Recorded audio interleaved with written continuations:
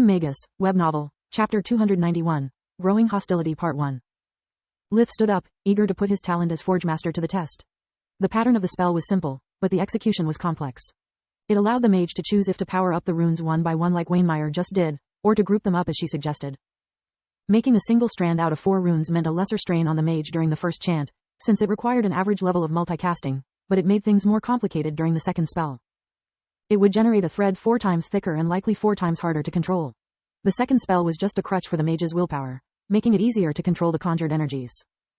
After learning the spells, Lith went all out. His multicasting ability allowed him to control 10 spells at once, 1 for each finger. He created 1 thread out of 2 runes, twice the number Wainmeyer required. Lith could have conjured more, but it would have meant risking to fail.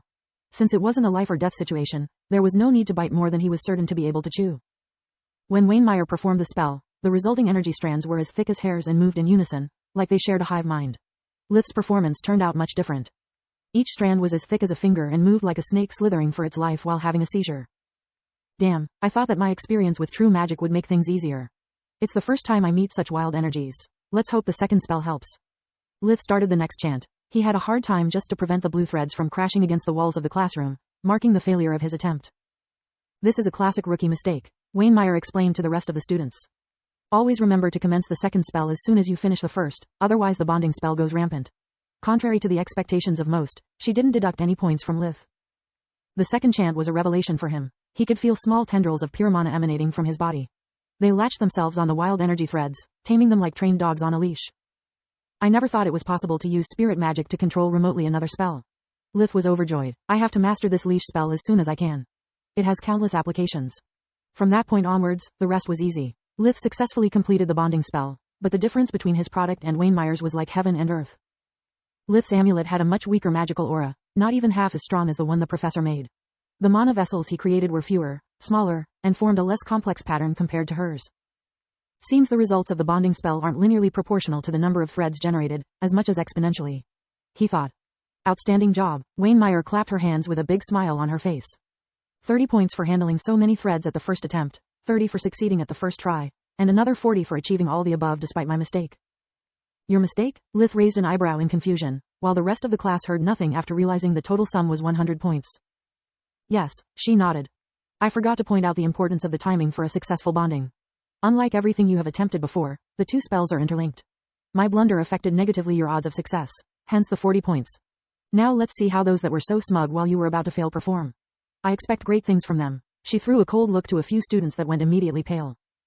Lith turned around to go back at his desk, when suddenly the hostility returned. The threat was as close as pressing, forcing him to perform a quick 180 degrees turn by pivoting on his front leg. Wainmeyer looked at his arms raised in a guard position with a puzzled look.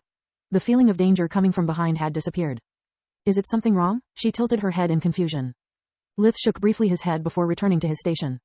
Okay, something is F***C king wrong here. First the brats, now the professor. Solus?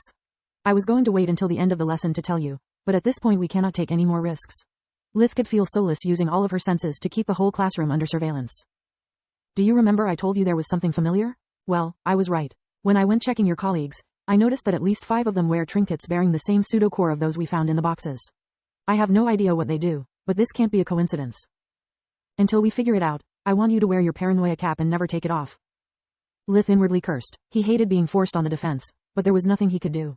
Lith had no reason to report them, nor he could explain in any way the significance of the trinkets they wore.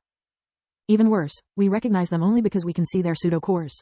I have no plausible way to justify how I know that completely different items all do the same thing. Do you think Wainmeyer is involved in this too?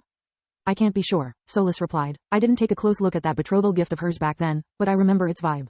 It's definitely possible.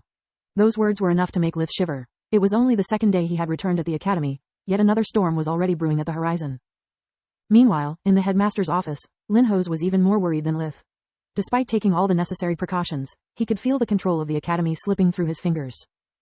He had spent the winter break personally crafting the new ballots, giving them to students and professors alike to make it possible for them to record any suspicious activity they may encounter, but to no avail. An academy's power core was a priceless treasure for the Griffin Kingdom. To avoid enemies or spies from tampering it, in times of crisis only the headmaster could access it. It was the reason why one of the qualifications for becoming a headmaster was to also be a forge master. Today's attempt on Lith's life, it's undeniable proof that traitors are still operating within these walls. He said to Martianus Distar. Linhos was one of the few people aware of her real nature of mage and of her role as Lord Commander of the Queen's Corps. Constable Ernest's investigation proves that the real target was Captain Yerna, but to assign Lith to a slaughterhouse, those nobles needed help from inside the academy. Agreed, the Marchioness nodded. Even sending professors to do a clerk's job didn't help. Let's admit it, our opponent beat us at our own game. Information keeps leaking and now you tell me materials have started to disappear? Yes, Linhos sighed deeply. Small quantities at a time, but what worries me the most is that they are all ingredients necessary for making weapons.